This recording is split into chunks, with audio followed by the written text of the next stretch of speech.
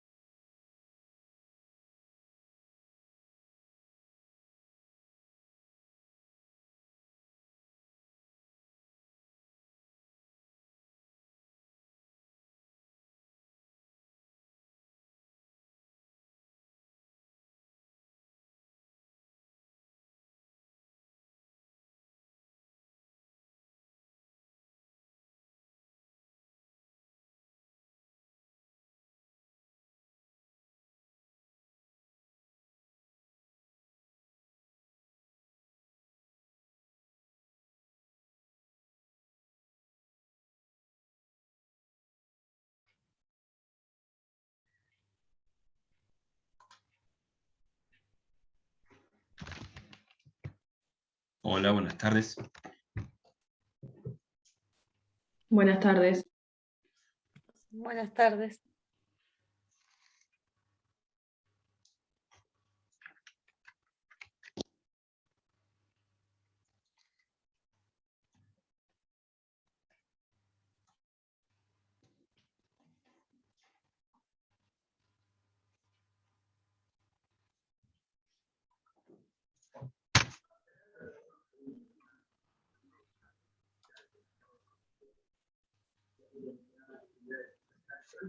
Bueno, parece que este cuatrimestre vamos a hacer muy poquitos.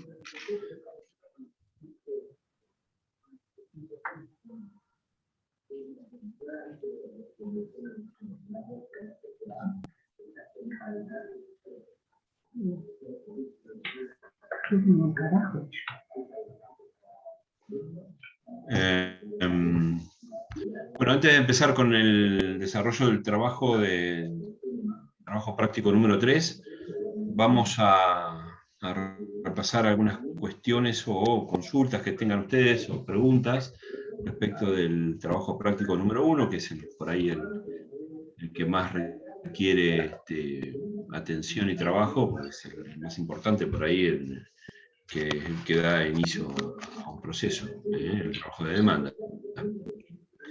¿Cómo van? Lo tienen que presentar el martes que viene, ¿no? Hasta el martes que viene tienen tiempo. ¿Algún inconveniente? ¿Dudas? Magalí, vi el mensaje hoy a la tarde, pero no pude corregirlo antes ni verlo antes. Si querés, lo podemos mostrar ahora, o lo podés mostrar ahora, compartir pantallas. No sé si podés compartir pantalla vos, si te animás, y que siga de... ¿Cómo? Estoy desde el celular, no sé si se puede. Ah, bueno.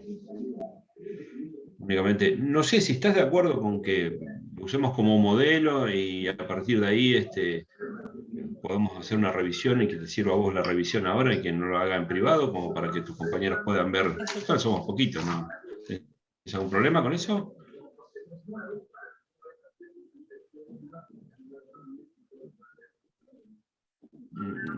Sé que se te quedó congelada la imagen.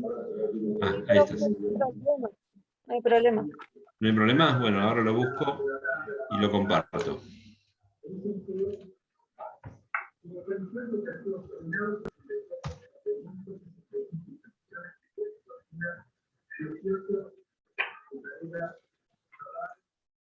Esto modo de prueba, no se preocupen, chicos.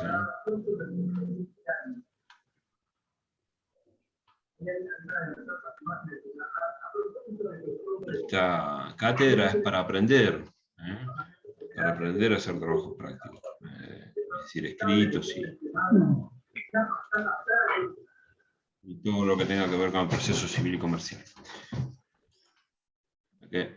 Se demora un poco por estar usando compartiendo la...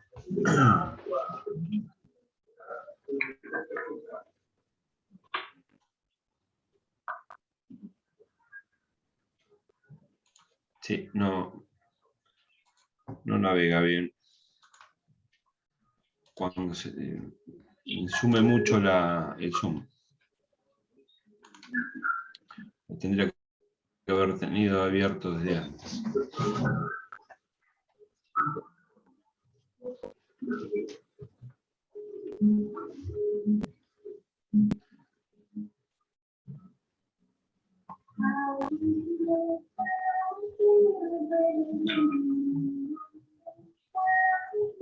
Bueno, no. Vamos a hacer otra cosa entonces. No se puede abrir. Así que voy a utilizar el teléfono mío. Ustedes no lo van a poder ver, pero más o menos se lo voy haciendo una descripción. iniciás el escrito con un título de sumario, ¿está bien? Como habíamos dicho. Colocás el nombre del actor, del demandado. ¿Tienen algo prendido? ¿Se podrá bajar un poco el fondo? No sé si es una televisión o algo. Me parece que es tuyo, Delfina, ¿no? Gracias. Bien.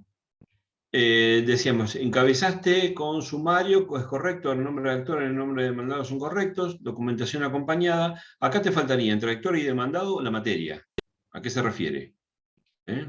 ¿Materia? ¿Qué sería? El objeto. En el sumario, actor demandado, materia. Materia en este caso sería cumplimiento de contrato, guión, daños y perjuicios.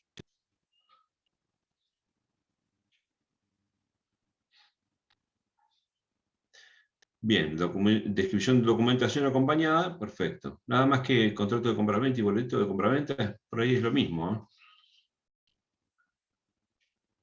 Debería haber más documentación, por ahí recibos de pago, constancias de transferencias, Sí, pero que lo en puse fin. después. Bueno, Lo que está pasa es bien. que lo puse después, no sabía que iba ahí arriba.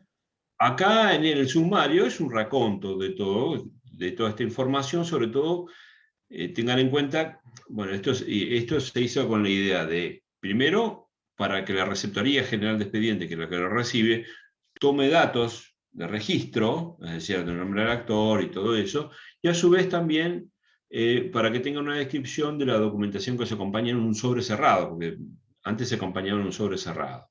Es decir, va a ser lo mismo la documentación acompañada que la que ofrezcan como documental. Bien, ahí finaliza el sumario, que es siempre en la parte superior, donde por lo general no se escribe, sino en ese espacio de 5 centímetros que habíamos dicho al principio, según esa acordada 3997 creo que era, con respecto a la forma que deben contener los escritos. Bien, promueve la demanda por incumplimiento contractual e indemnización por daños y perjuicios. Está bien, está perfecto. No hay una fórmula determinada para describir el título, pero mientras describa el objeto es suficiente. De la forma que lo hagan es indistinto. Te presentas bien,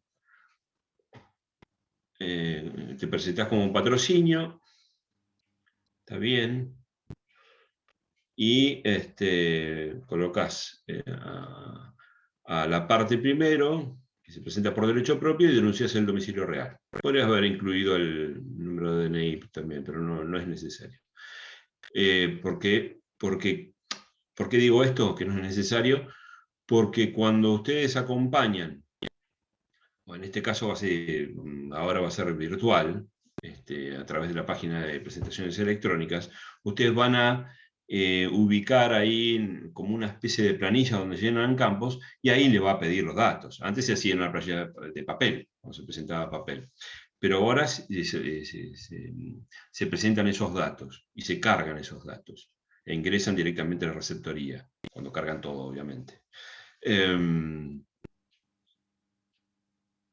Bueno, está bien denunciado en el domicilio particular o real, con el patrocinio, perfecto, los datos están bien. Lo único que faltaría acá, Magalí, denunciaste el quit, bueno, todo está bien, y el domicilio físico. Faltaría ahora, con la nueva acordada, el domicilio electrónico y un número de celular de contacto, como para agregar. En cuanto al objeto, perfecto. Acá, si ustedes se hubiesen presentado como apoderados, el primer punto hubiese sido personería, donde escribirían el poder por el cual han sido investidos de apoderados, y declarar bajo juramento que se encuentra vigente, ¿no es cierto? Y ahí también podemos decir a quién representamos, quién es quien otorgó el poder y el domicilio real, en personería. Bien. Lo siguiente sería, tanto para un caso como para otro, el objeto. Dijimos que cuando se presentan, como en este caso, con patrocinio, hablamos en primera persona. Promuevo demanda, perfecto, por cumplimiento de contrato e indemnización de daños y perjuicios. Bien, contra legitimado pasivo, con domicilio legal, cito en calle San Lorenzo, está bien. En este caso se tomará como un domicilio denunciado. No hace falta, lo que pusiste está bien, domicilio legal puede ser. Pero digamos que a los efectos de una posterior diligenciamiento de cédula, no vas a poner como domicilio legal, sino vas a vas a ponerlo como denunciado, que la diligencia va a ser distinta, porque se va a tratar de un traslado de demanda. En virtud de ello se procura la entrega, bueno, acá hay un tema de redacción, la entrega del departamento. Podrías acá describir un poquito más el tema de cuál es el departamento, el que pactaste en el boleto de compraventa, es decir, si no está descrito físicamente, por ahí el cual serías adjudicada, por ejemplo, tu cliente en un departamento de tantos metros, en tal piso, o lo que sea el objeto del boleto de compraventa, pero con la mayor descripción posible. Y con respecto a la pretensión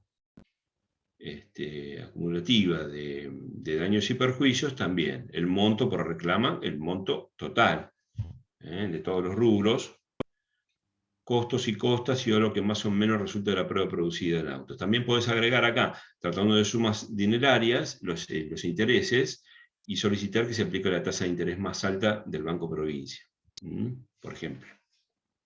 Esto también se podría incluir acá.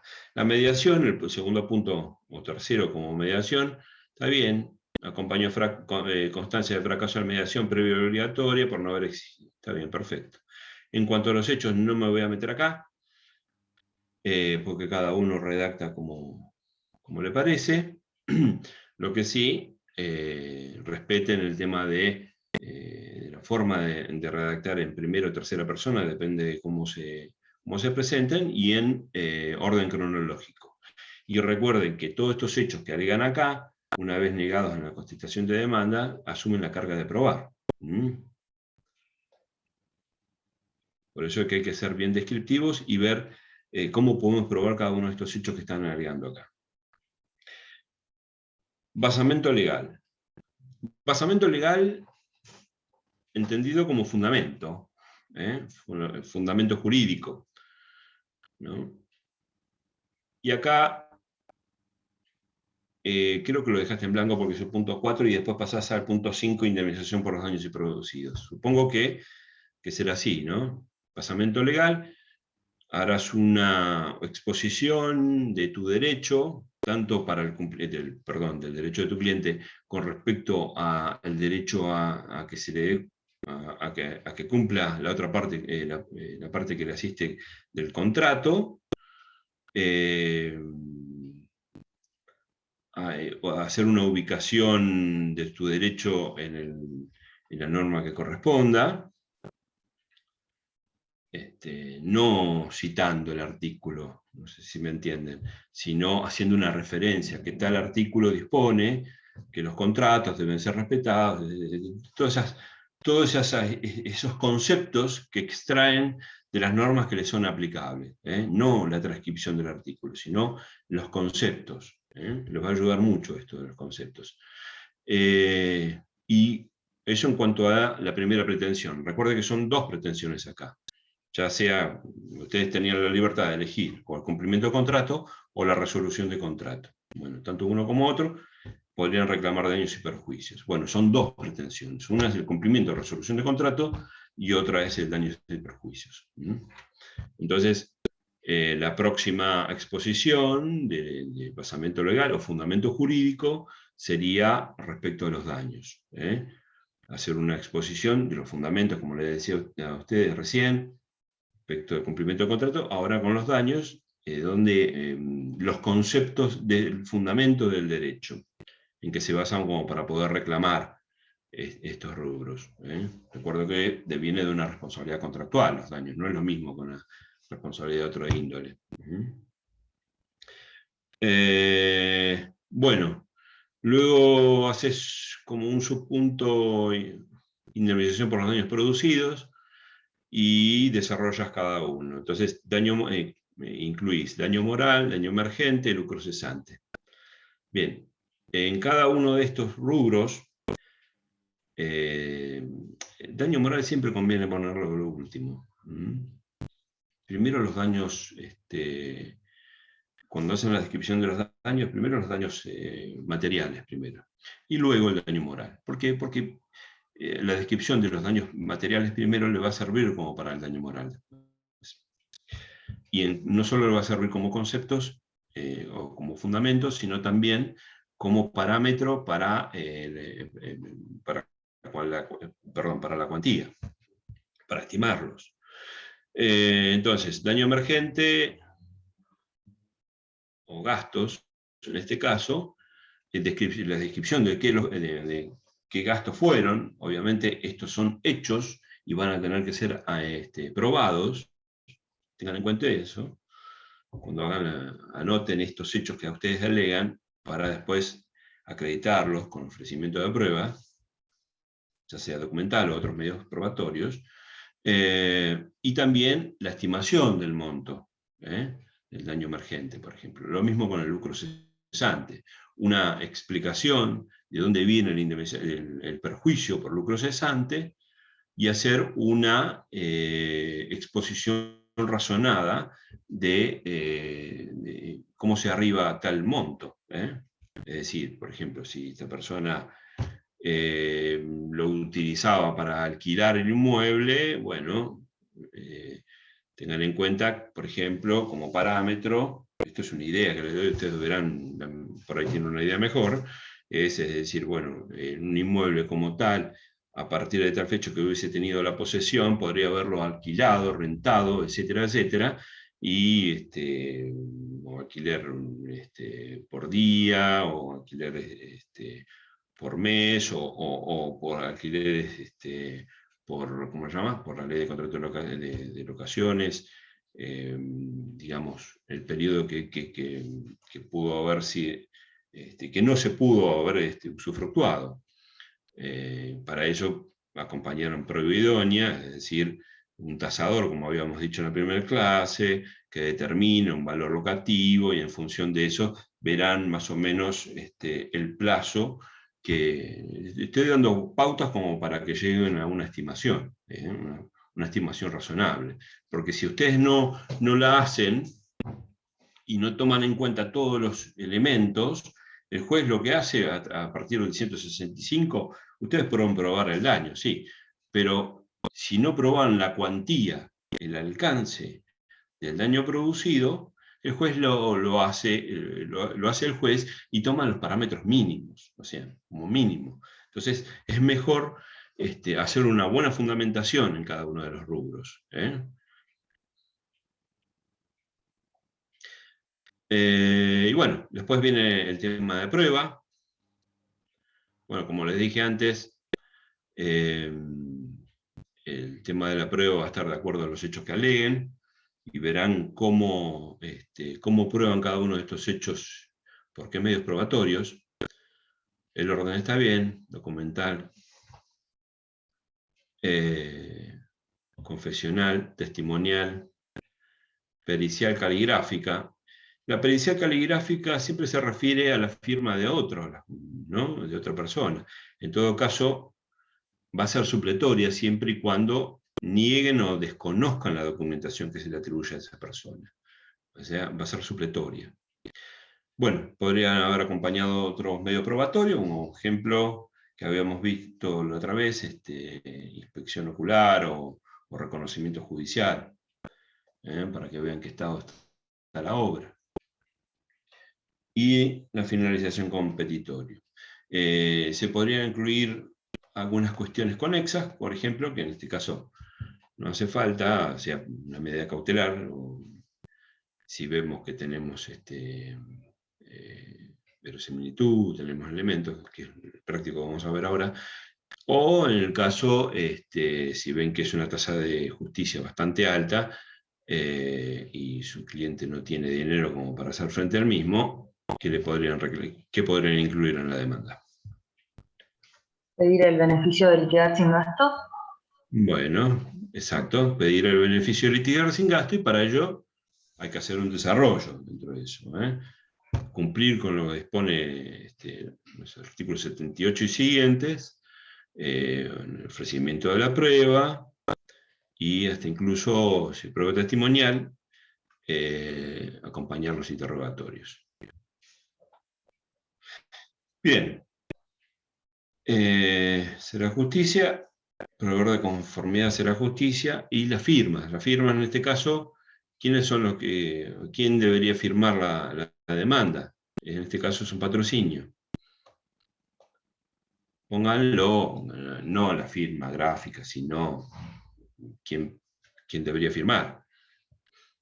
¿Qué les parece? Es un patrocinio. El actor y el abogado. El actor y el abogado. Y si es apoderado, firma nada más que el abogado. En este caso, como firma el actor y el abogado, y teniendo que hacer una presentación digital, esto ineludiblemente va a tener que ir, esto lo estoy explicando en el aspecto práctico, ¿no?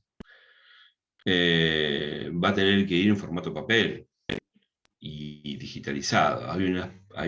Después, un día de estos, les voy a mostrar la página de presentaciones electrónicas, de cómo se puede iniciar, pero al ser, como les decía, una parte, o sea, sin poder, no tiene firma digital como para hacer la presentación. Entonces va a tener que ir acompañada en formato PDF, firmada a papel, en formato PDF acompañada. Esto es para cuando el juez los nombra depositario, ustedes los abogados, y eventualmente, si hay alguna contradicción o algo, puede mandar a pedir que acompañen los originales. De esto, como de cualquier otra documentación que acompañen en formato digital. Ahora, si es poder, si actúan con poder, directamente lo que hacen es acompañar en formato digital o otra documental, que es la del poder, y pueden hacer la presentación directamente con su firma digital. También pueden reproducirla en el campo, pero siempre y cuando acompañar esta presentación, porque si no, no tendría validez. Bien. ¿Alguna duda con respecto a demanda? El tema del contenido, del trabajo, ya lo vimos. Esto estamos un repaso nada más que en cuanto al tema de la forma, nada más. ¿Le sirve esto? ¿Le sirvió? Bien. Vamos a ver ahora. No se abrió todavía. El trabajo práctico para hoy. Lo voy a buscar, porque esto lo bajé a una carpeta como para poder tenerlo a mano y no sufrir lo que pasamos recién de la espera eterna. Profe, le hago una pregunta mientras. Sí. Quería ofrecer ¿De qué? de la demanda que hice. Sí. Quería ofrecer el 50% que me restaba del total que debe la persona. ¿Eso va en la parte de hechos al final? ¿O en qué parte ofrezco? Eso lo decís porque se trata de un contrato bilateral, ¿no? Sí. Digamos, demandás el cumplimiento del contrato, pero hay cumplimientos de acuerdo a cargo de tu cliente que se encuentra pendiente, como es el pago del precio. Lo que pasa es que me parece a mí, yo no recuerdo bien la consigna, pero me parece que el restante pago del precio venía con la escritura y con la entrega de la posesión.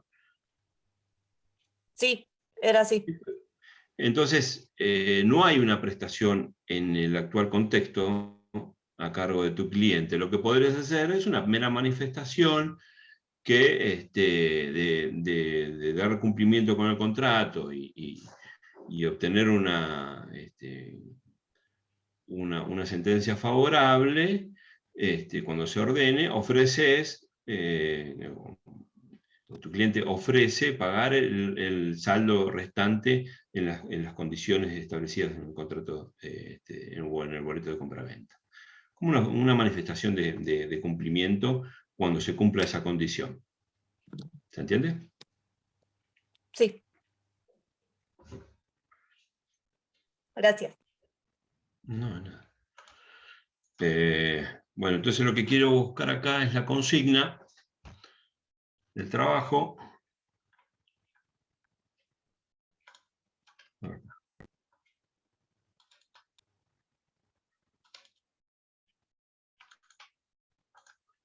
Para que lo tengamos a la vista.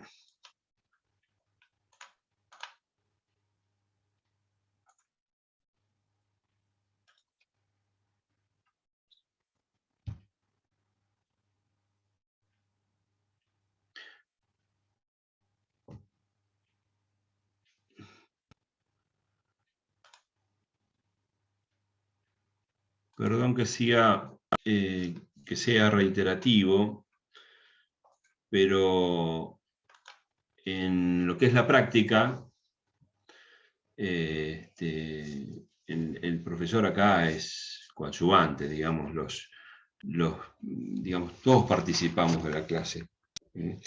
Y para esto ya deberían tener los contenidos.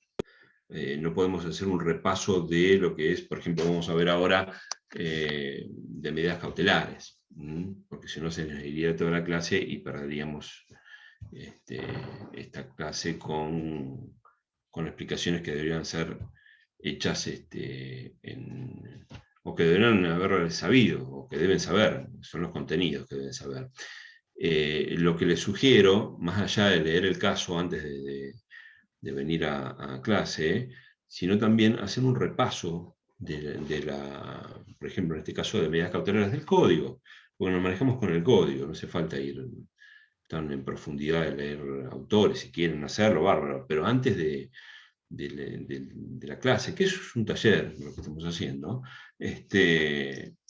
a resolver un caso determinado, es tener los contenidos y con que lean el código, o haberlo leído antes de la clase, la verdad que le va a servir un montón a ustedes, no solo para abordar el tema de trabajo, sino también para eventual, para los exámenes, ¿no? Los parciales. Les va a servir de mucha ayuda para refrescar todo esto. Bien, comparto entonces la consigna.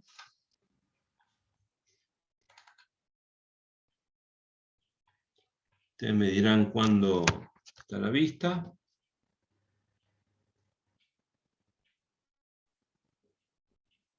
Ahí está. Bien.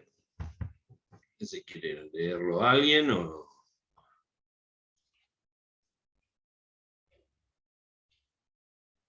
¿Quién se ofrece a leerlo? Si quiere lo leo, profe. No hay problema. Bueno.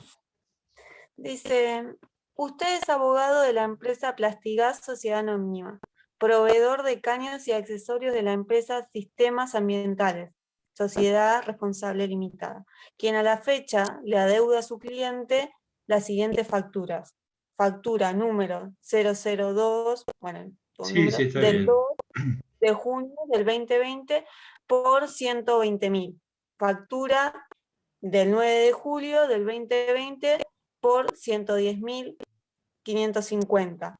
Y factura del 1 de agosto del 2020 por 129.100 pesos.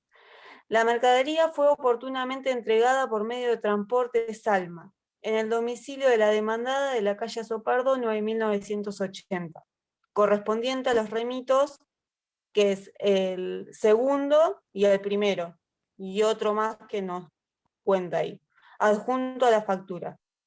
Plastigas, sociedad anónima, ha intentado el cobro de manera extrajudicial mediante llamadas, visitas de vendederos y cobradores. Ante la falta de pago, envió la carta documento con fecha del 2 de septiembre del 2020, intimando el pago, la cual no ha tenido respuestas. Cuestión a resolver. Gracias. Sí. Bien, hasta ahí está bien, gracias. Bien, lo primero que tenemos acá es analizar la cuestión de fondo. Imagínense ustedes que están en su estudio, están solos, y se nos presenta el presidente de esta empresa, o alguien de esta empresa, el cual es cliente del estudio, y nos exhibe estas circunstancias, ¿no? Bien, ¿qué tenemos ante sí? ¿Qué es esto? ¿Dentro de qué rama del derecho podemos ubicarla? Como para analizar el derecho de fondo.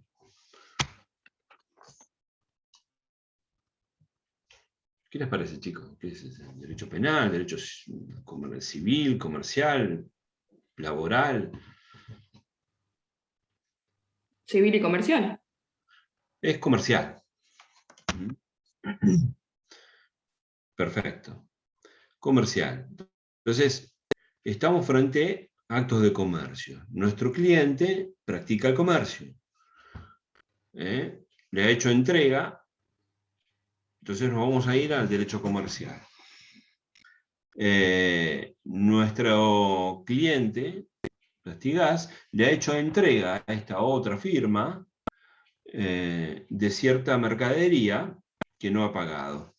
Y lo único que tenemos instrumentado es las facturas como documental, la cual esa entrega de la de los bienes, de la mercadería, está en remito. El remito es la constancia de recepción de esa mercadería, no es factura, y las facturas también, ¿no? Las que hicimos descripción recién.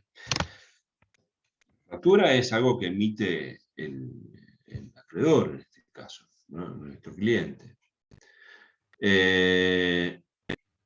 Y ha hecho distintas llamadas, pero telefónicas, y visitas por parte de vendedores y compradores, y hasta lo intimó con una carta de documento, aunque no era necesario, porque acá estamos hablando de Morax Re, intimando el pago, sin que haya tenido una respuesta. Entonces, va a verlo ustedes, acudo a verlo ustedes.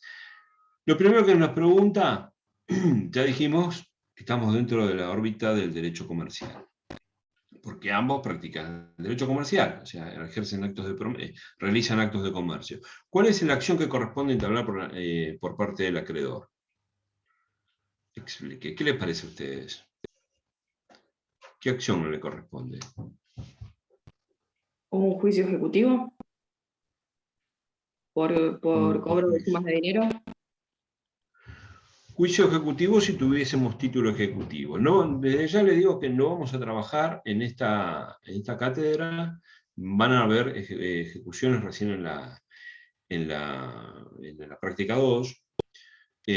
Vamos a ver acá procesos de conocimiento. Pero más allá de eso, es viable la observación de que podría ser un proceso ejecutivo si tuviésemos antes sí un título ejecutivo.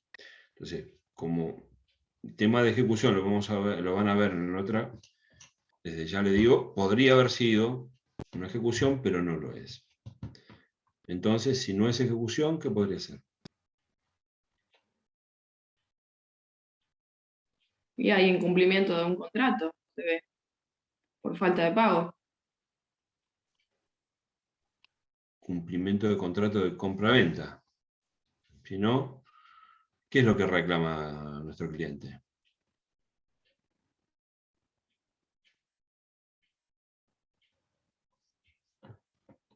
¿Qué les parece? Si ustedes tendrían que iniciar una acción, ¿qué le reclamarían? El cobro. El El cobro. cobro de las monedas a deudas. ¿Cobro de qué?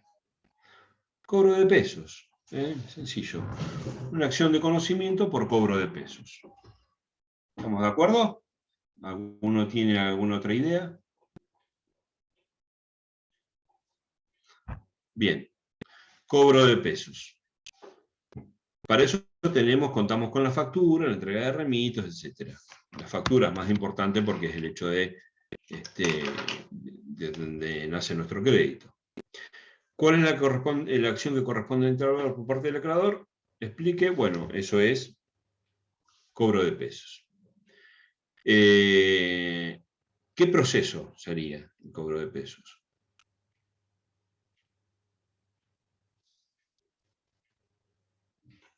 En este caso. No ofrece grandes problemas esto. ¿Qué les parece? Ordinario, sumario, sumarísimo. Sumario, creo. Sumario. Bien. ¿Encuentra posible peticionar alguna medida cautelar? En realidad dice, acá debería decir previa. Hay un error. ¿Previa a la promoción de la demanda? ¿Qué les parece a ustedes? ¿Podemos pedir para nuestro cliente alguna medida cautelar para resguardo del crédito? Sí, porque le mandé la carta de documento y no me ha contestado. No podía pedir Es la decir, medida tenemos cautelar. una deuda y además los constitución mora. Podríamos solicitar una medida cautelar. Bien. Ahora, ¿qué elementos son necesarios para la medida cautelar? Recordarán ustedes que hay elementos necesarios para toda medida cautelar y algunos que son específicos de cada uno. Sí, verosimilitud en el derecho, peligro en la demora y prestar contracautela, en los casos que se Bien. requieren. Vamos a nosotros, el código nos requiere, por el artículo 195, oportunidad de presupuesto, dice las medidas cautelares podrán ser solicitadas antes o después de la deducida la demanda, a menos que la ley resultare que ésta debe entablarse previamente. ¿Cuándo el código exige, o cuándo la ley exige que debe entablarse primero la demanda? Bueno, el caso típico de la sociedad, la acción entre los socios. Y hay normas de la ley de sociedades que exige para una medida cautelar la previa promoción de la demanda. Pero por lo general, como en el caso que estamos viendo, no podemos entablarla antes o después o durante. El código no dice antes o después, dice, pero también conjuntamente con la demanda. En este caso práctico, ustedes van a poder optar en hacerlo en forma previa, quiere decir en forma autónoma, o hacer una demanda y incluir la medida cautelar. Eso queda a criterio de ustedes, en lo práctico. ¿Y qué nos pide el segundo párrafo? El escrito deberá expresar el derecho que se pretende asegurar, la medida que se pide, la disposición de la ley en que se funde y el cumplimiento de los requisitos que corresponden en particular a la medida requerida. Bien. El derecho que se pretende asegurar es el de los cobros de pesos.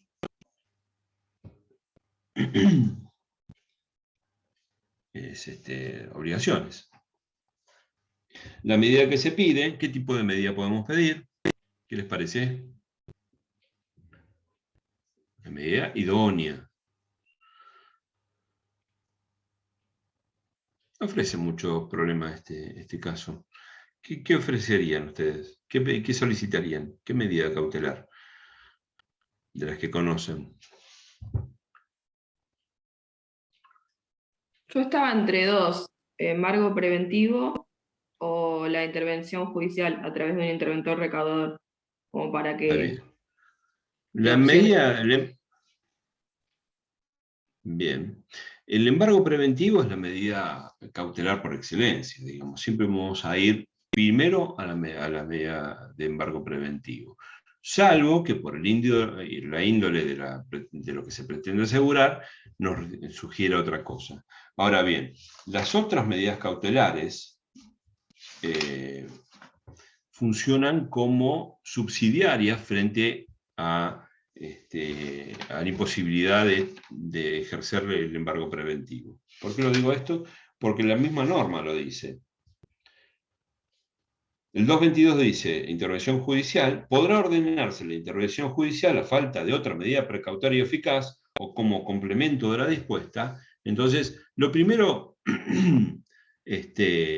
igual nosotros podemos solicitar una intervención, y el juez, por el 204, por las facultades, puede decir, no, no es idónea, acuda a un embargo primero, ordena el embargo primero, y después se verá a ver si no se puede cumplimentar, ordena alguna otra. Pero también tiene facultades para eso. Pero la primera que vamos a solicitar por excelencia es el embargo preventivo. Bien, dijimos recién los requisitos. Entonces, los requisitos, la verosimilitud del derecho. ¿De qué modo acreditamos la verosimilitud del derecho? ¿Recuerdan la verosimilitud del derecho qué significaba, qué importaba? El fumus bonis iuris, el humo de buen derecho. Un derecho en apariencia, no requiere un derecho, una certeza en el derecho, porque bueno, eso lo vamos a obtener recién con una sentencia, y firme. Pero lo que requiere el código es una verosimilitud en el derecho, es decir, una apariencia de derecho.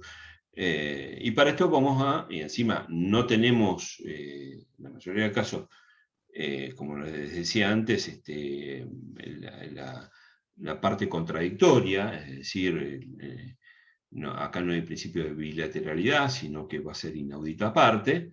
Precisamente porque las medidas cautelares, el fin de las medidas cautelares es resguardar el eventual dictado de una sentencia.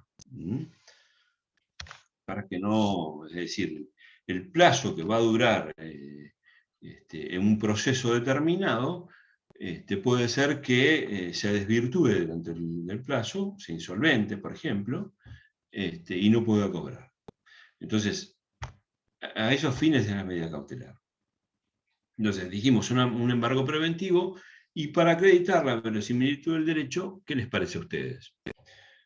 El código establece, ¿a ustedes les parece que es suficiente esto que tenemos acá como para que acompañamos las facturas, los remitos, la carta de documento? ¿Les parece que es suficiente para acreditar la verosimilitud, para cumplir con ese requisito?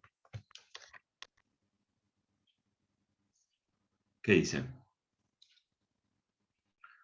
Consideran que, acompañando la factura, todo lo que nos dice la consigna, vamos a poder, el juez nos va a dar una respuesta favorable a nuestro pedido, va a ordenar la medida cautelar. ¿Encontraría satisfecho ese requisito de la verosimilitud en el derecho? ¿O necesitamos algo más? ¿Qué les parece? Yo creo que también tendríamos que presentar el contrato y los libros de comercio también podría ser, ¿o no? Sí, Delfina, lo que pasa es que entre comerciantes no se firma un contrato, Claro. son actos de comercio. No hay un contrato, por ejemplo, de provisión o de algo parecido, digamos. Supongamos que no hay contrato.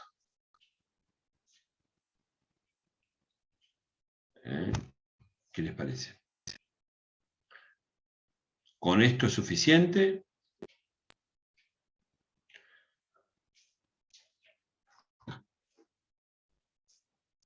Y se deberían constatar las firmas, ¿no? De que sean realmente digamos, la persona que sea el deudor, el que haya firmado los remitos. Si no, por ahí falta algo de información solamente con el monto y una firma. Bien decís cuando decís información y no prueba, porque el juez necesita información en este estadio.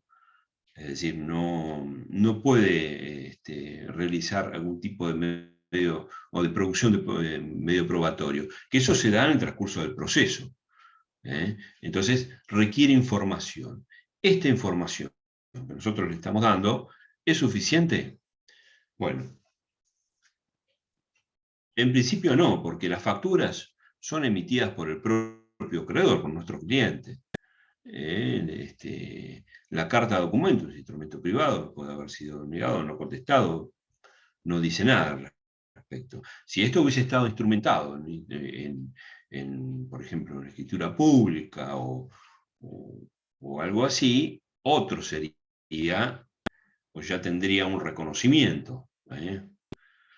Ese instrumento que acompañamos, por ejemplo, un boleto, imagínense que hubiese un contrato, como dijo Delfina, hubiese habido un contrato y ese contrato está con firma certificada, bueno, ahí ya tenemos un grado de verosimilitud mayor. Pero acá, en este plano, no tenemos nada por ahora, porque estamos un comerciante frente a otro. Ahora, ¿cómo prueban los comerciantes? ¿Se acuerdan ustedes? ¿Con 2 testigos era? Creo. No, los La comerciantes, ¿cómo prueban los comerciantes? ¿Vieron derecho comercial? Sí, pero con los libros de comercio entonces no servía acá. ¿O sí? Sí, ¿por qué no? Sí, Ah, pensé que los como no libros había de comercio contrato. sirven, pero hay que ver cómo lo podemos usar. Los libros de comercio los vamos a poder acompañar u ofrecer para el desarrollo de un plenario, digamos, de la prueba en su momento. Pero hoy no sirve como elemento de información. Vamos a descartar el tema prueba, porque en este estadio no se puede hablar de prueba. Entonces, le voy a dar una pauta. El artículo 197, por eso les decía que leamos antes de ver un trabajo, dice, las informaciones, como les decía, para obtener medidas precautorias podrán ofrecerse firmando a los testigos el escrito que se solicitaren, quienes deberán ratificar en el acto a ser presentado por aquel, o en primera audiencia. Se admitirán sin más trámites pidiendo al juez encomendarlos a los secretarios. Las actuaciones permanecerán reservadas hasta tanto se ejecuten. Bueno, esto que dice el 197 es lo que se llama información sumaria. Siempre hablando de información, no de prueba. Información sumaria, ¿cómo se realiza esto? Bueno, se ofrecen 2 testigos, no interviene la otra parte. Incluso el código dice que pueden ser acompañados con el pedido de medida cautelar, es decir, ofrecemos los testigos, tienen que ser 2 testigos.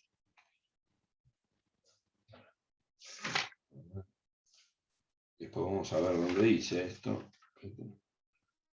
No lo leí yo, ¿no? Lo de los 2 testigos. Deben ser 2 testigos para que sea una información sumaria. El código nos pide también que pueda estar tanto las preguntas como las respuestas de los testigos y firmadas en el mismo escrito de pedido de medida cautelar, y la pueden ratificar en primera audiencia. Dice, ¿qué es primera audiencia? Primera audiencia es, ustedes, por ejemplo, solicitan, como dice el código, con los testigos, con el interrogatorio, incluso con la firma de los testigos, van con los testigos o acuerdan con el juzgado, es decir, primera audiencia es, no hay una fecha determinada. Por lo general, lo que se hace en la práctica es acordar una fecha donde pueden, que por lo general es inmediata, al otro día, a los 2 días, etc., en donde puede haber un espacio en la agenda del juzgado como para que estas 2 personas declaren.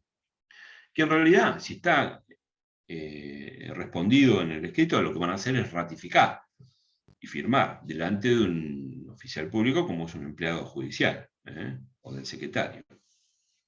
O bien se puede confeccionar la información sumaria o producir esta información sumaria en una audiencia. Las preguntas y deja constancia de la respuesta el oficial que le toma la declaración. Lo firman y suficiente, no interviene en otra parte. Esto podría ser abonado, digamos, con este artículo 197.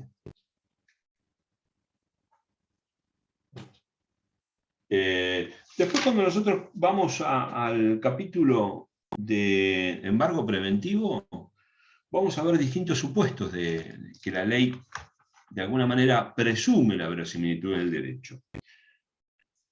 209 dice, podrá pedir embargo preventivo el acreedor de deuda en dinero o en especie que sellare alguna de las siguientes condiciones. Primero, ¿me siguen con el código? Primero, que el deudor no tenga domicilio en la República. Segundo, que la existencia del crédito esté demostrada con instrumento público o privado atribuido al deudor abonado a la firma con información sumaria de 2 testigos, era lo que decía recién, o instrumento público, no hace falta información sumaria, o abonada con 2 testigos, esto es cuando estamos hablando de un contrato, por ejemplo, o la existencia del crédito. ¿Cómo sería la existencia del crédito abonado con 2 testigos? ¿Qué deberían declarar los 2 testigos?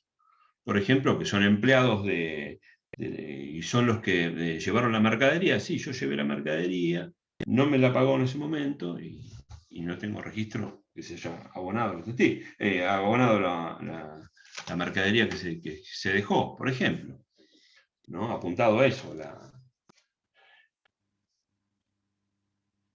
Tercero, que fundándose la acción en un contrato bilateral se justifique su existencia en la misma forma del inciso anterior, debiendo en este caso probarse sumariamente el cumplimiento del contrato por parte del actor, salvo que este hubiese cumplido o que su obligación fuese a plazo. Bien, esto es contrato, respecto a un contrato bilateral con prestaciones recíprocas pendientes o condicional, que no es el caso. Pero también verán que se pruebe o se informa de la misma manera. Que la deuda esté justificada por libros de comercio, llevada en debida forma por el actor, o resulte de boleto de corredor de acuerdo con sus libros, o en los casos que esto pueda servir de prueba, o surjan de la certificación realizada por contador público, en el supuesto de factura conformada. Factura conformada, déjenlo, porque el tema de la factura conformada ni siquiera me parece que debe estar vigente todavía, porque nunca se logró a una práctica de lo que es la factura conformada, pero lo que podemos extraer de ese artículo, y voy a parar acá con estos ejemplos, porque ya cité distintos elementos que la ley presume como para informar sobre la verosimilitud, que nos pueden llevar a servir, de los que cité acá. Uno, como dijimos, es la información sumaria de 2 testigos, que abonen o que abonen o acrediten estos testigos de la existencia de esa deuda. No solo de la existencia de esa deuda, sino que han dejado la mercadería, que no les consta que hayan percibido eso. Eso saldrá de los testigos. Pero ¿qué otro elemento podemos extraer acá de lo que leí? Como para informar al juez. Para dotar de mayor verosimilitud a nuestra medida cautelar que vamos a pedir.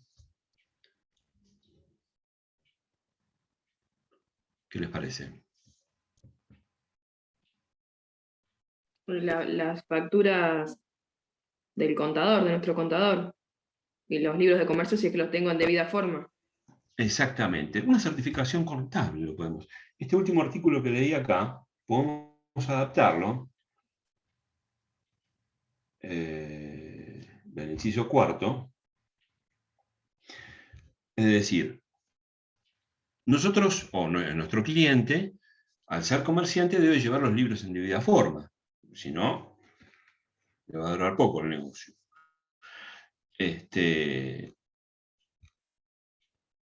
Entonces, al llevar los libros en debida forma, eso le sirve a él como prueba. Recuerden, yo no sé cómo será el artículo ahora, pero en el anterior artículo del comercio, el artículo 63, decía que probaban entre comerciantes los libros llevados en debida forma, los asientos que se hagan en estos libros, ¿no es cierto? Entonces lo que podemos obtener acá, ¿qué les parece? Con una certificación contable. La certificación contable es lo mismo que el escribano con respecto a manifestaciones o actos que da fe pública. Bueno, el contador público puede también extender una certificación de una deuda, que existe esa deuda. Esta certificación la hace el contador, pero tiene que tener el aval que es a través del pago del sellado, del colegio respectivo, en este caso el Consejo Profesional de Ciencias Económicas. Con esa certificación contable, que nuestro contador nos diga que tuvo a la vista nuestros libros, que tuvo la documentación a la vista, certifica que existe una deuda y de tanto dinero. Más allá de la información sumaria, incluso podemos obviar la información sumaria, o podemos agregarla también. Es decir, esto lo verán ustedes. Pero con esta certificación contable es lo mismo que un escribano que esté diciendo que ese acto es reconocido, como una firma, por ejemplo. Más o menos igual. Es una certificación de que existe la deuda. Con esto, yo creo que estamos en condiciones de solicitar una medida cautelar. Y cumplimos con el artículo 3. ¿Qué elementos son necesarios para ello? Bien, el peligro de la demora, jurisprudencia dice que el hecho mismo de lo que va a demandar un proceso infiere ese peligro en la demora. Así que podemos agregar algo más por ahí, que la empresa no está pagando porque piensa vender, o transferir las acciones, o hay peligro entre los socios, o qué sé yo, cualquier motivo que le podemos agregar algo más al tema de este requisito, el peligro de la demora. Pero el solo hecho de lo que implica el transitar un proceso judicial para la obtención de una sentencia para poder cobrar por parte de nuestro cliente, implica un peligro en la demora. Pero ya les digo, podemos agregar algo más. En esa información sumaria, por ahí, que por ahí, no sé, es de idea que han escuchado por ahí nuestros empleados, o empleados de nuestro cliente, que piensan transferir las acciones, o que están próximos a vender, o que están, qué sé yo, próximos no sé, a insolventarse de alguna manera, o vender, o que han publicado edictos. Los edictos son públicos, ustedes pueden haber visto que ya tienen una operación de venta en ciernes, o que ha habido un traspaso de acciones, también se publican eso, etcétera, etcétera. Bueno, ustedes verán, hay una gama muy importante de situaciones que puede presentarse.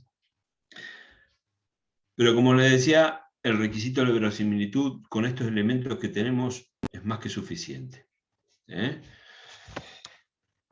Bien, ¿cómo hacemos el escrito? La redacción del escrito. Vamos a las formas ya. ¿El contenido, alguna duda? Profe, le hago una pregunta. Sí, decime. En el caso habla de 3 facturas, pero cuando ¿Cómo dice prefacturas? 3 facturas, Ah, perdón. dice más en el siguiente párrafo, dice la mercadería fue oportunamente entregada, bueno, y hay una factura que no se corresponde con el número que presenta, digamos, nuestra empresa. Digamos ¿Cómo no se corresponde? Claro, porque nuestra empresa da 3 facturas, ¿no? Esas que están ahí. Sí.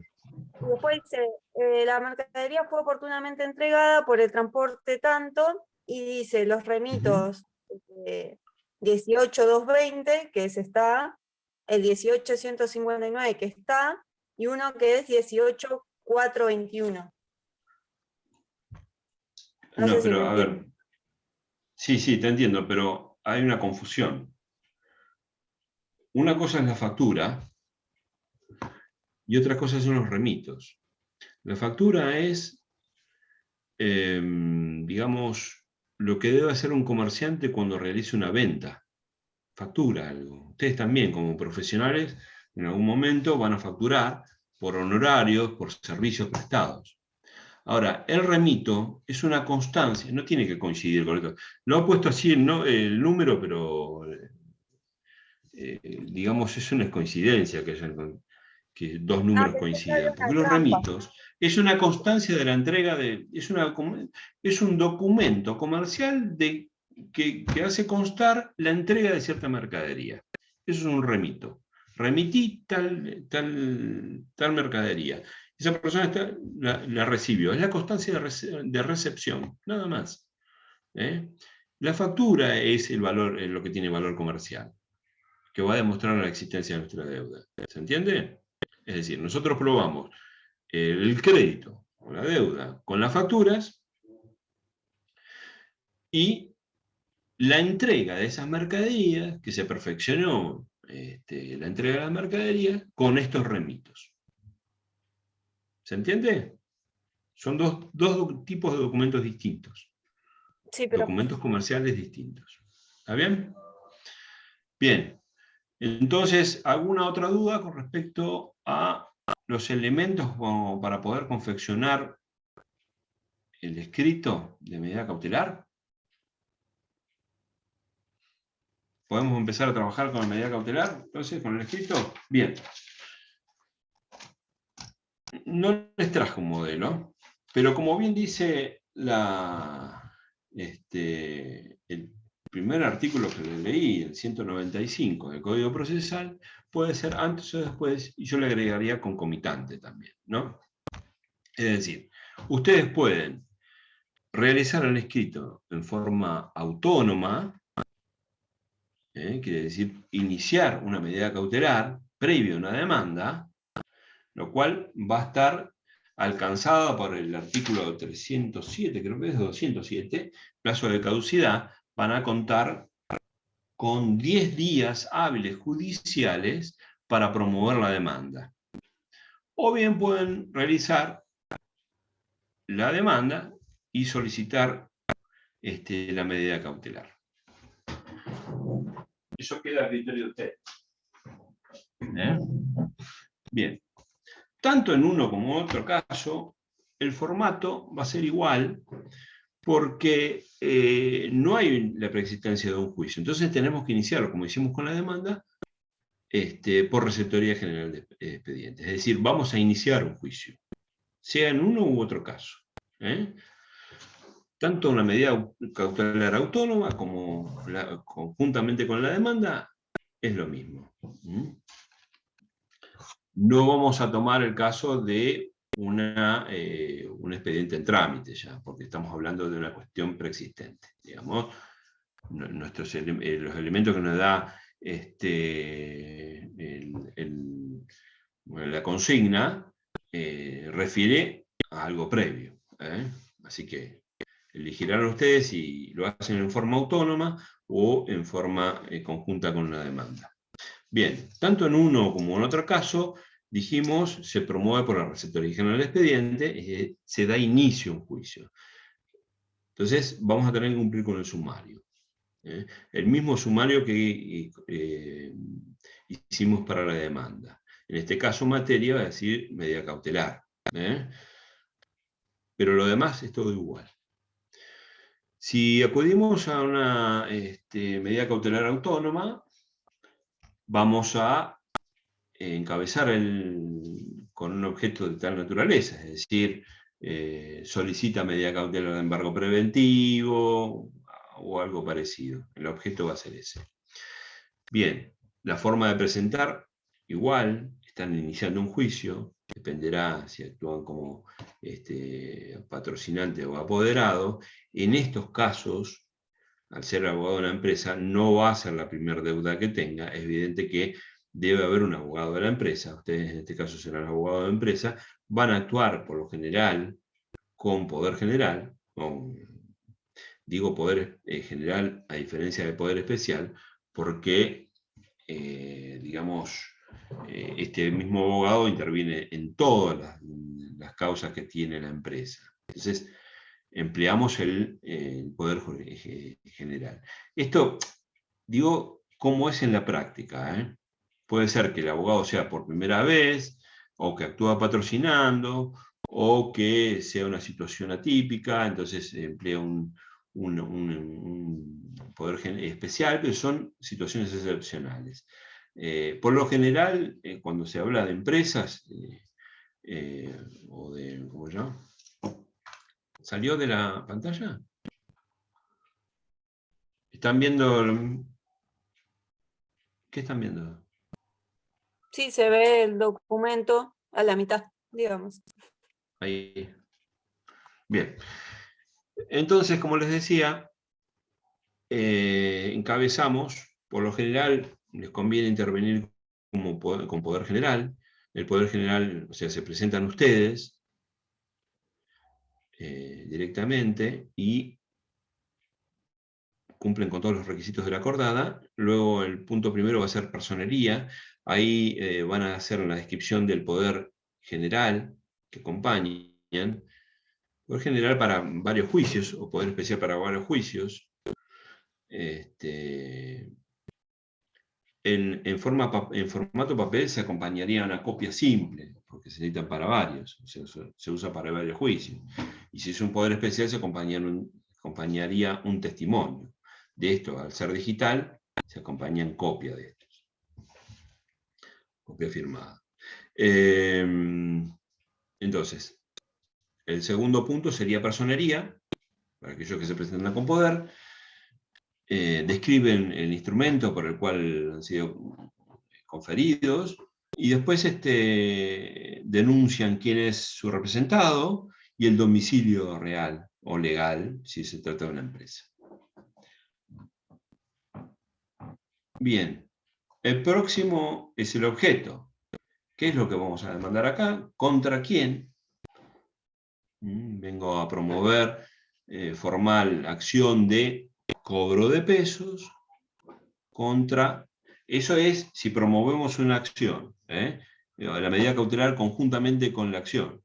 Ahora, si es el objeto directamente como medida cautelar autónoma, vamos a poner el objeto que vengo por el presente a solicitar el embargo preventivo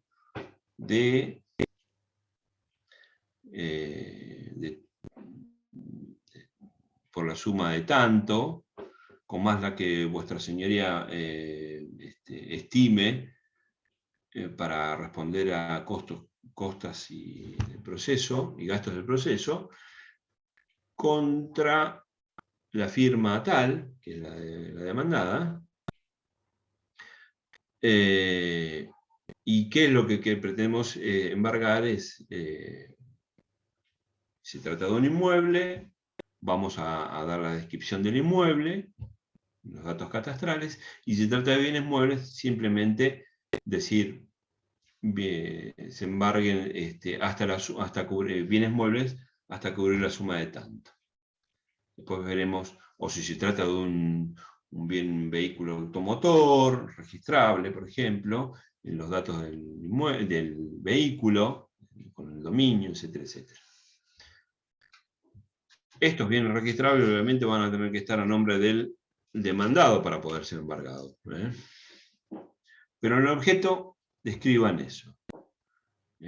Si van a promover la acción, lo mismo que hicieron con el juicio de demanda. Y si van a promover una medida cautelar autónoma, los datos concretos de a quién se pretende cautelar, embargar, en qué consiste el embargo y la suma. Con más, se estira, es un presupuesto, pedirle al juez que presupueste una suma adicional para cubrir gastos, intereses, costos y costas y gastos del juicio. Por lo general los jueces estiman de la suma reclamada entre un 40, un 50% de lo reclamado.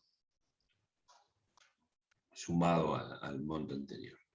Bien, luego podemos hacer una exposición de los hechos o fundamentación, o ambas cosas. Exposición de los hechos, en qué consistió, le vamos a relatar qué pasó, que le dejamos la mercadería, etcétera, etcétera. Y lo importante acá es el punto siguiente en cuanto a la fundamentación, y acá vamos a tener que abocarnos al tema de la fundamentación de la verosimilitud del derecho. ¿En qué consiste, en qué basamos o fundamentamos la verosimilitud del derecho? Y bueno, acá tienen los artículos que hemos hablado recién y todos los elementos que están acá como para poder hacer una exposición o una adecuada fundamentación del derecho que esgrimimos para nuestro cliente. Luego podemos hacer eso en cuanto a verosimilitud del derecho. Otro apartado con respecto a perjuicio, la demora, peligro a la demora, perdón. Usted, eso se lo dejo a su criterio, a ver qué elementos podemos acompañar ahí. La contracautela es un recaudo que va a determinar, si bien es un requisito de la medida cautelar, es algo que queda a discreción del juez. Cuanto mayor sea la verosimilitud del derecho, menor va a ser la contracautela. La menor contracautela que existe es la mal llamada caución juratoria. Antes se estilaba declarar, como firmar o como juramento que se hacía responsable por los eventuales daños que pudiera causar una medida cautelar dictada sin haber tenido derecho. Pero hoy en día la caución juratoria ha sido reemplazada por una presunción de que el que la solicita se hace responsable directamente. El solo hecho de solicitarla y haberla sido concedida es responsable por los eventuales daños. Ahora, si la verosimilitud es menor, el juez va a ampliar esa contracautela, que puede llegar incluso hasta un monto determinado, a que determine un monto determinado. No es el caso, porque nosotros tenemos casi máxima verosimilitud, con los elementos que vamos a acompañar, así que no habrá inconvenientes, así que ofrecemos por ahí contracautela, el juramento, o hacernos responsables, una mera manifestación. Luego de cumplir con los requisitos, un punto destinado a la medida, ¿en qué consiste? Si bien, como les decía, el juez es discrecional en cuanto a la medida, él puede ordenar una medida que resulte menos perjudicial para el cautelado, la va a ordenar, tiene amplia discreción, pero nosotros podemos proponerle una medida cautelar. En este caso le podemos proponer algún bien determinado registrable, en el cual tenemos que hacer una descripción precisa del inmueble o del vehículo automotor que se trate, describiendo el dominio, etcétera, etcétera, al igual que la nomenclatura catastral si se trata de inmueble, o de bienes muebles, que es libre mandamiento de embargo en el domicilio de la demandada, a los efectos de embargar bienes muebles suficientes para cubrir los montos reclamados, ¿no? Bien, este último se practica a través de un mandamiento de embargo, asistido por un oficial de justicia, donde ustedes o algún delegado de ustedes pueden comparecer, y en ese acto van a estimar, va a señalar qué bienes hay en el inmueble como para poder embargar. Después veremos, se acordarán ustedes que se nombra depositario, o pueden nombrar un depositario un tercero, etcétera, etcétera. Pero lo que importa acá es proponer una medida cautelar. Y en el caso de los bienes registrables, oficio. Por oficio a los registros que correspondan. El siguiente punto, dijimos, hechos. Fundamentación, donde incorporamos los requisitos. Verosimilitud del derecho, peligro en la demora, y el ofrecer una contracautela bajo juramento, por ejemplo, o de hacerse responsable directamente, una mera manifestación. Luego dijimos la medida cautelar, proponer qué tipo de medida cautelar pedimos. Un embargo, de inmueble, bien mueble registrable, bienes muebles comunes, a través del mandamiento. Otro elemento que por ahí debería estar incluido en la parte anterior a la medida, anterior a esto que dijimos recién, podría ser el tema de la información sumaria. Si ustedes van a ofrecer información sumaria, después de la verosimilitud del derecho, o cuando terminan de esgrimir fundamental la verosimilitud del derecho, puede incorporar ahí, o al final de los fundamentos todos, la información sumaria. ¿Qué van a hacer ahí? Bueno, ofrezco información sumaria de 2 testigos, fulano, mengano, con domicilio en tal y tal lado, que declararán a tenor del siguiente interrogatorio, y ahí ponen, por lo general de la ley, que siempre se interroga por lo general de la ley, 429 creo que es, y después algunas preguntas relativas a la entrega de la mercadería y el no pago de la mercadería. ¿Ven? 2 o 3 preguntas concretas. Incluso pueden estar respondidas ahí y firmadas por los testigos ahí. Eso lo verán ustedes. Bueno, medida, volvemos al tema de medida, y el último punto podría ser directamente el petitorio. Eso como medida cautelar autónoma. Y si no, confeccionan la demanda e incorporan todos estos elementos que les acabo de decir como un punto aparte dentro de lo que es una demanda. Les sugiero, para no hacer tanto trabajo, hacerlo en forma autónoma. ¿Se entendió? ¿Alguna pregunta?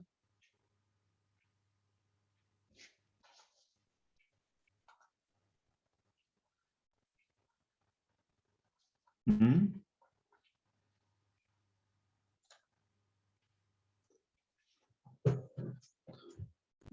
Con esto que hablamos, ¿están en condiciones de realizar el escrito? ¿Qué les parece? Sí. Bien. No sé cuándo es el horario de entrega. Perdón, el día y el horario de entrega. Pero si quieren, tenemos 15 minutos más. Les puedo decir cómo buscar jurisprudencia. Es decir, nosotros cuando fundamentamos algo, yo les había mencionado de explicar los conceptos de la norma que ampara nuestro derecho, cuando armamos una fundamentación jurídica, más allá del punto que dice derecho y nombramos las normas, etcétera, etcétera. Estoy hablando de la fundamentación jurídica, no las normas legales, las citas legales. Cuando hablamos de fundamentación, dijimos jurídica, los conceptos de la norma, nosotros lo hemos hablado, el concepto de la norma, pero también podemos hablar con otra fuente del derecho que es la jurisprudencia. Entonces, me gustaría por ahí que puedan hacer citas de jurisprudencia, no fallos enteros, pero sí extractos que nos sirven a nosotros como para abonar nuestra posición, como para enriquecer nuestros pedidos. Entonces, por ahí les comparto la forma de búsqueda.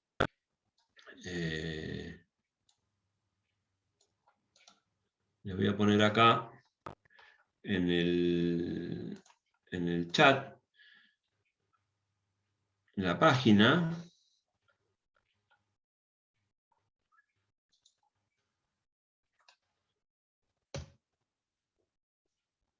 Estefanía Medina, ¿me estás escuchando?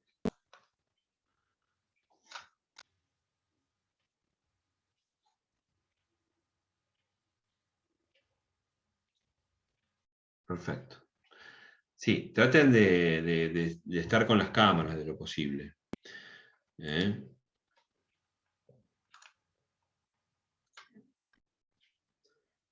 Bien, ahí les puse una página que ahora voy a compartir.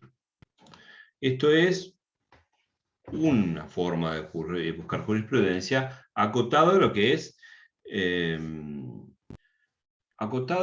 la jurisprudencia de la provincia de Buenos Aires. Por supuesto que hay de todas las provincias, incluso federal, pero vamos a acotarlo nada más que a lo que es la provincia de Buenos Aires, sobre todo porque en lo que es nuestra organización judicial van a ver que la Corte es la última intérprete de a nivel Constitución, la Constitución provincial y de las leyes, y que de alguna manera sus fallos, la Corte, sienta jurisprudencia. Esto quiere decir que son doctrina legal, digamos que si bien los jueces pueden apartarse de esos criterios que impone la Corte, digamos, por una cuestión de economía procesal y de doctrina legal, de alguna manera obligan a los jueces inferiores a respetar ese criterio de la Corte en las decisiones. Bien. Entonces, les comparto, a ver la pantalla. Lo que queda de clase.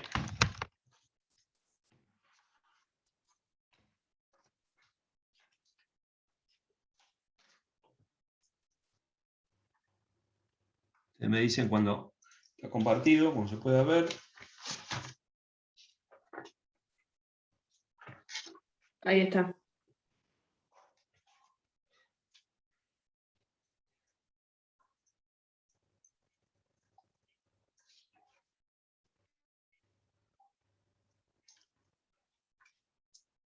Antes me fijo quiénes son los participantes para asistencia. Somos poquitos, así que lo miro nada más.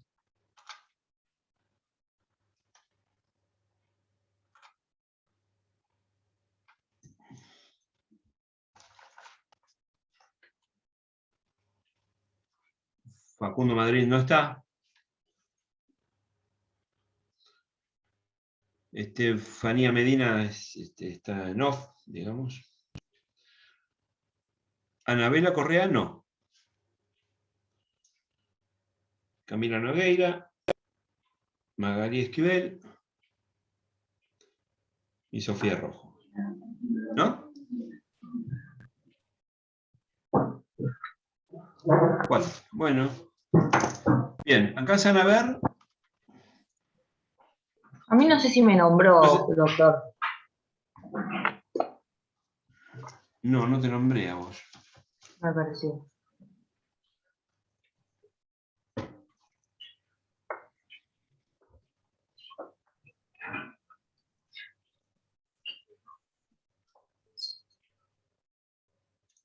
Ahí está.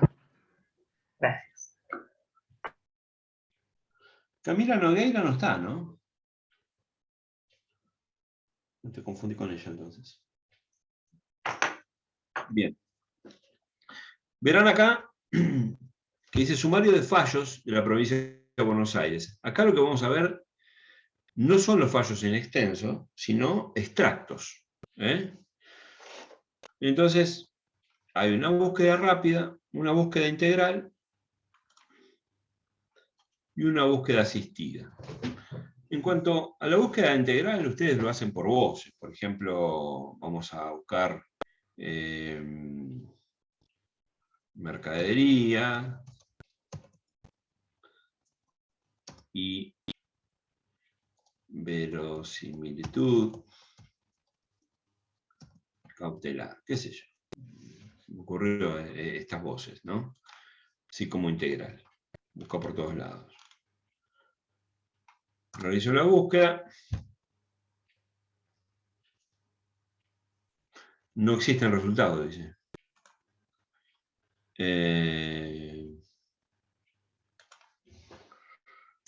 Facturas, vamos a poner. Facturas y remitos, que es lo que tenemos, verosimilitud cautelar. No existe el resultado. Vamos a probar con certificación contable. Certificación. Perdón. ¿Ven cómo es la modalidad? Pongo una voz la letra I, conjuntiva I, otra voz, siempre un espacio, I, y otro espacio y la otra voz. A ver ahí. Bueno, ahí aparecieron varias. 1, va. ¿Entiende cómo es la búsqueda? Dice, no ha acreditado la verosimilitud en el derecho invocado ni el peligro en la demora sobre la base de la calidad de elementos aportados, información sumaria y certificación contable, la orfandad probatoria sella la suerte de la medida cautelar solicitada.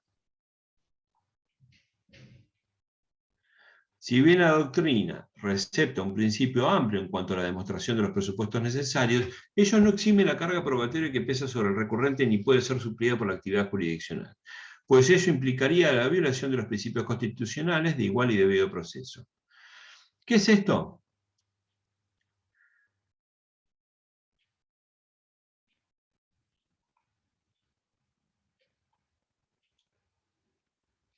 Por lo que entiendo, no es suficiente estos elementos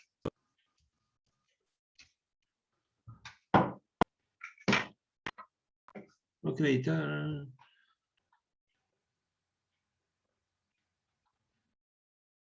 Por ahí, estos elementos no entiendo muy bien el extracto, había que leer el fallo completo.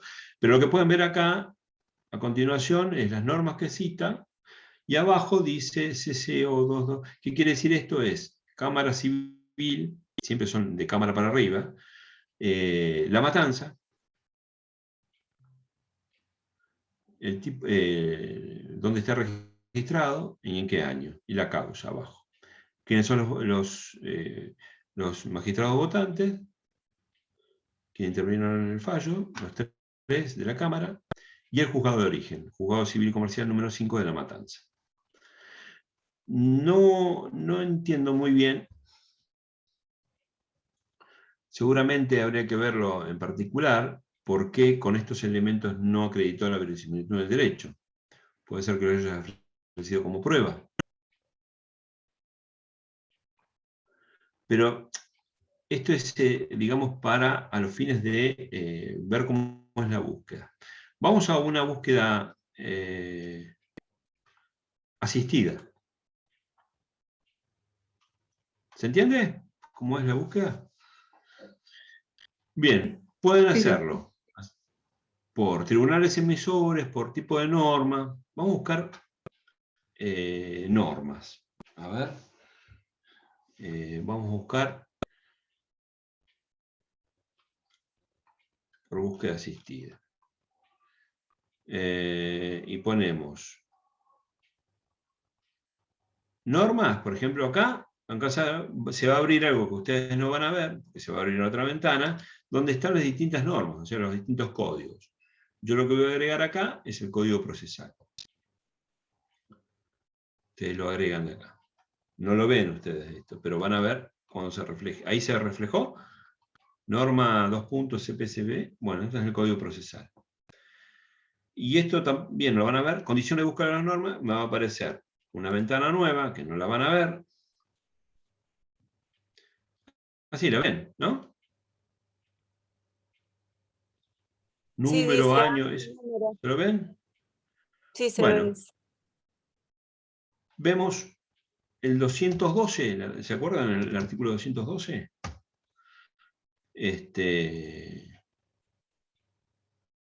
Que era el de la certificación contable, ¿puede ser? ¿Era eso? No, 209.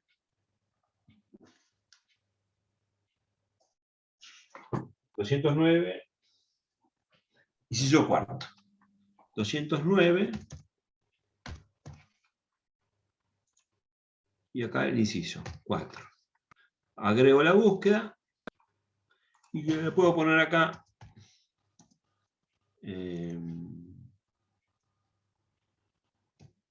facturas, ¿no?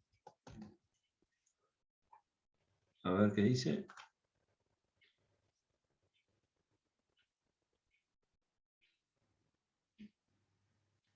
Bueno, acá aparecieron 12 fallos, 12 extractos. ¿Ven cómo la búsqueda? ¿Entendieron? Lo mismo como si fuera un órgano. Si ustedes buscan la Cámara, buscan ahí órgano emisor o tribunal emisor, buscan ahí la Cámara de acá, etcétera, etcétera, y van poniendo las demás voces si quieren. O pueden hacerlo en forma conjunta con la norma. Ambos casos. Este fue el primer fallo que aparece, extractos, no son fallos, son extractos, donde dice, esta es de la Cámara de Mar del Plata, en la sala 2, en FIR con frigorífico del sudeste. Esto se trata de una inhibición general de bienes. Acá está, mira. Este caso es de La Plata. Dice, si se ha promovido un juicio por cobro de pesos con base en facturas A, por compra de mercaderías tratándose de documentos privados frente a la información sumaria rendida, en la cual los testigos reconocieron la firma atribuida a quienes suscribieron los remitos en nombre de la demandada, y lo que surge la certificación contable acompañada con la demanda, en la cual se verifica la deuda con la accionada mantiene con el accionante, se encuentra acreditado prima facie, a primera vista, la verosimilitud del derecho invocado, cumpliéndose de tal modo el recaudo del artículo 209, inciso tercero y cuarto del Código Procesal, no siendo necesario justificar en este supuesto el peligro en la demora. Bueno, este extracto nos sirve a nosotros porque perfectamente es el caso de la práctica, ¿no? Podrían extraer, ¿qué hacen? Copian acá este fallo, así el extracto, lo pegan abajo para fundamentar y después citan esta otra parte, este otro extracto que es, entre paréntesis, el tribunal que la dictó, con los detalles. ¿Esto por qué? Porque lo que citan acá, no pueden citar cualquier cosa. La cita acá, el juez la va a buscar, la va a ver si corresponde, sobre todo si es un fallo o un extracto del tribunal local. Puede haber plenarios también, que son obligatorios para juzgado de primera instancia. Este es de San Nicolás, de factura conformada. Este es de otro de La Plata.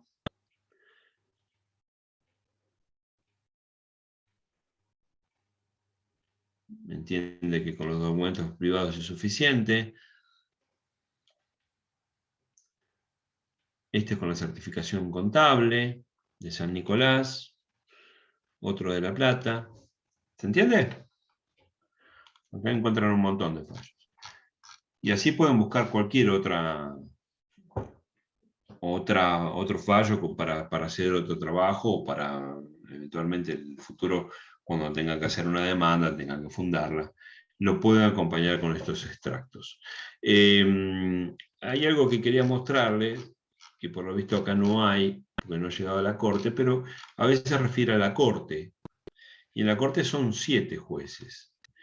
Y a veces lo que se pone es la opinión de una minoría, que no es lo que se resuelve, pero se toma en cuenta como fundamento. Pero hay que dejar en claro que es la minoría. Pero bueno, ya vamos, si tenemos oportunidad en otra ocasión, en otro trabajo, podemos por ahí buscar. Bueno, espero que les haya servido para que hagan un buen trabajo práctico, una buena medida cautelar. Hemos visto todo, es fácil, así que cualquier cosa, ya les he dicho, cualquier pregunta me la pueden formular ahí por el campus. También le ofrecí mi teléfono, ¿no?, para que me agenden en un grupo, si quieren armar un grupo, nosotros solos nada más, los de la comisión, para ahí evacuar consultas de ahí, cualquier duda que tengan. Que bueno, listo por hoy. ¿Alguna duda?